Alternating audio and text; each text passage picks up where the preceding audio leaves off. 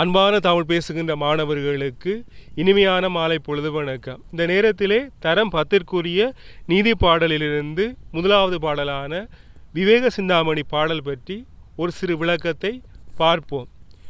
இந்த நூலானது விஜயநகர நாயக்கர் காலப்பகுதியிலே எழுச்சி பெற்றது. இதனுடைய ஆசிரியர் பெயர் இதுவரை அறியப்படவில்லை. இந்த பாடலிலே அறிவுடையோரின் சிறப்பும் அறிவற்றவர்களினுடைய இழிவும் கூறப்படுகின்றது. இந்த பாடலை பிரிவாக சந்தி பிரித்து இதனுடைய விளக்கத்தை பார்ப்போம். தன் தாமரை உடன் பிறந்தும் தந்தேன் நுகரா மண்டுகம் வண்டோ கானத்து இடையிருந்து வந்து கமலமது உண்ணும் பண்டே பழகியிருந்தாலும் அறியார் புல்லர் நல்லோரை கண்டே கழித்து அங்கு உறவு ஆடி தம்மில் கலப்பர் கற்றோரே. இதுதான் இந்த விவேக சிந்தாமணி பாடல். மீண்டும் ஒரு முறை. தன் தாமரை உடன் பிறந்தும் தன் தேன் நுகரா மண்டுகம் வண்டோ கானத்து இடையிருந்து வந்து கமலமது உண்ணும் பண்டே பழகி இருந்தாலும் அறியார் புல்லர் நல்லோரை கண்டே கழித்து அங்கு உறவு ஆடி தம்மில் கலப்போர் கற்றோரே என்பதுதான் அந்த பாடல்.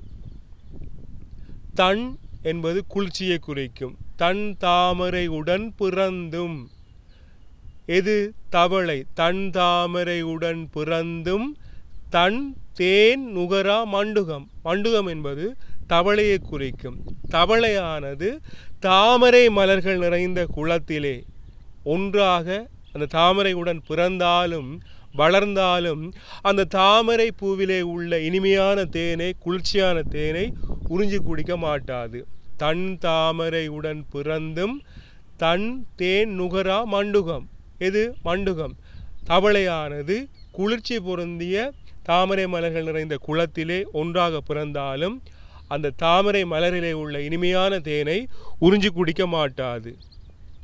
வண்டோ கானத்து இடையிருந்து வந்து கமலமது உண்ணும். வண்டோ கானத்து இடையிருந்து வந்து கமலமது உண்ணும். ஆனால் வண்டானது தொலைதூர காட்டிலிருந்து வந்து காட்டிலிருந்து வந்து கமல மது உண்ணும். கமலம் என்பது தாமரையை குறிக்கும். மது என்பது தேனை குறிக்கும். கமல மது உண்ணும். அந்த தாமரை மலரிலே உள்ள இனிமையான தேனை உறிஞ்சி குடித்து மகிழும். தன் தாமரை உடன் பிறந்தும் தன் தேன் நுகரா மண்டுகம் வண்டோ கானத்து இடையிருந்து வந்து கமலமது உண்ணும். தவளையானது தாமரை மலர்கள் நிறைந்த குளத்திலே ஒன்றாக பிறந்தாலும் அதிலே உள்ள இனிமையான தேனை உறிஞ்சி குடிக்க மாட்டாது. ஆனால் வண்டானது தொலைதூர காட்டிலிருந்து வந்து அந்த தாமரை மலரிலே உள்ள இனிமையான தேனை உறிஞ்சி குடித்து மகிழும். பண்டே பழகி இருந்தாலும் அறியார் புல்லர் நல்லோரை. பண்டு என்பது நீண்ட நாட்களை குறிக்கும். பண்டே பழகி இருந்தாலும் அறியார் புல்லர். புல்லர் என்பது அதாவது அறிவற்றவர்களை குறிக்கும். பண்டே பழகி இருந்தாலும் அறியார் புல்லர் நல்லோரை. நீண்ட நாட்கள் பழகி இருந்தாலும் அறிவற்றவர்கள் அதாவது புல்லர் நல்லவர்களின் நல்ல இயல்புகளை ஒருபோதும் அறிய மாட்டார்கள். அதாவது அந்த தாமரை மலர்களிலே உள்ள குளத்திலே தவளையானது கூடவே பிறந்தாலும் அந்த தாமரையின் சிறப்பை எவ்வாறு அறியாதோ அதே போல அறிவற்றவர்கள் நல்லவர்கள் அருகிலே இருந்தாலும், நல்ல பழக்கமுடையவர்கள் நல்ல குணமுடையவர்கள் அருகிலே இருந்தாலும் அறிவற்றவர்களால் நல்லவர்களினுடைய அந்த நல்ல பண்பினை ஒருபோதும் அறிந்து கொள்ள முடியாது. அதாவது அந்த தாமரை மலரிலே உள்ள